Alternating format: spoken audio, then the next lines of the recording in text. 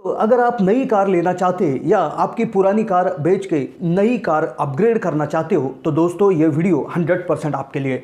इस वीडियो के माध्यम से हम आपको बताएंगे 3 ऐसे रूल कि जो आपको नई कार लेते हुए बहुत हेल्प करेंगे और साथ ही साथ आपके 50 से 60 हज़ार रुपए तक की सेविंग भी करेंगे।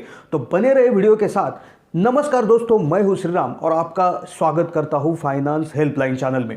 कार लेते समय हमारी सोच ऐसी रहती है कि हम महंगे से महंगी कार खरीदें, किसी भी ब्रांडेड कंपनी की कार खरीदें, उसमें बहुत सारी लग्जरी हो, बहुत सारी सेफ्टी हो, तो हमारी ये उसमें एक्सपेक्टेशन रहती है। क्योंकि इंडिया के अंदर आज के डेट में भी कार एक स्टेटस सिंबल है, तो हमें हमारे बजट के अनुसार कैसे हमें कार खरीदनी चाहिए, तो उसके लिए 3 आपको रूल में बताने जा रहा हूं कि जिससे आपका 40 से 50 हज़ार रुपए का सेविंग गारंटेड हो सकता है।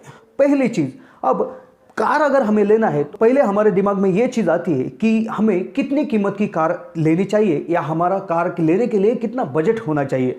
तो उसके लिए हमारा एक रूल जो कि थंब रूल, जो पिछले 10 सालों से हम यूज़ करते हुए आए, रूल इतना ज़बरदस्त है कि आपको वो कभी भी कर्जे में डूबने नहीं देता और आपका कार में लॉस भी नहीं होने देता। तो वो रूल ऐसा है कि आप कितनी कीमत की कार ले, ये आपके मंथली इनकम के ऊपर डिपेंड रहता है। तो ये थंब रूल ऐसा होता है कि आप जो कार लेने वाले हैं उसकी कीमत आपके मंथली इनकम के 10 गुना होना चाहिए।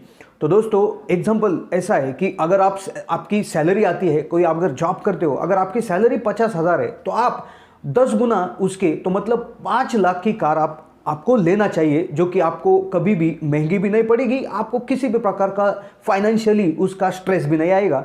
दूसरी चीज़, अगर आप कोई बिजनेस करते हो तो आपके बिजनेस का जो मंथली इनकम निकल के आता है तो उससे 10 गुना की आपकी कार की कीमत होनी चाहिए। या अगर आप हस्बैंड वाइफ है या पूरी फैमिली कोई जॉब कर रही है तो आपका कुल मिला के टोटल मंथली जो इनकम बनता है तो उसको मल्टीप्लाइड बाय 10 करके जितनी अमाउंट आती है तो उतनी अमाउंट की कार आपने बाय करनी चाहिए।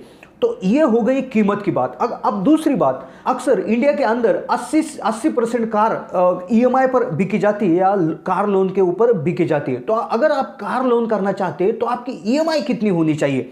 तो दोस्तों उसके लिए भी एक बहुत पुराना थंब रूल है जो कि 20 साल से हम यूज कर रहे हैं। तो दोस्तों वो रूल ऐसा है कि आपकी ज़्यादा से ज़्यादा ईएमआई आपके मंथली इनकम के 15% होनी चाहिए। तो मान के चलो आपकी मंथली इनकम अगर 50 हज़ार रुपये है तो आप ज़्यादा से ज़्यादा ईएमआई 7 हज़ार रुपये तक भर सकते हैं। तो इससे आप थोड़ा सा कैलकुलेशन लगा सकते हैं कि अगर आप 7 साढ़े 7 हज़ार तक अगर आप ईएमआई मैक्सिमम भर सकते हैं तो आपको 5 साल का अगर हम लोन पीरियड पकड़ते हैं और 10.5% का अगर हम इंटरेस्ट रेट पकड़ते हैं तो 3.5 लाख का लोन हमने 5 साल के अंदर करना चाहिए। अब तीसरी और बहुत ही इंपॉर्टेंट बात अब आती है कि कार अगर हम लोन पे ले रहे हैं तो हमें डाउन पेमेंट कितना करना चाहिए, कितनी अमाउंट हमें डाउन पेमेंट के अंदर रखनी चाहिए। तो उसके लिए है तीसरा थंब रूल। तो वो थंब रूल ऐसा है, डाउन पेमेंट के लिए एक सिंपल रूल ऐसा होता है कि अगर आप सपोज करके चलो 5 लाख की गाड़ी अगर खरीद रहे हैं तो उसके लिए आपको 20 से 30% का डाउन पेमेंट आपके हाथ में रखना चाहिए। तो ये थे वो 3 रूल कि जो आपको कार बाइंग डिसीजन लेते समय बहुत सारे हेल्प करेंगे। तो कैसी लगी इन्फॉर्मेशन मुझे कमेंट करके बताइएगा, और वीडियो अच्छी लगी तो लाइक कीजिएगा और फाइनेंस हेल्पलाइन चैनल को सब्सक्राइब करना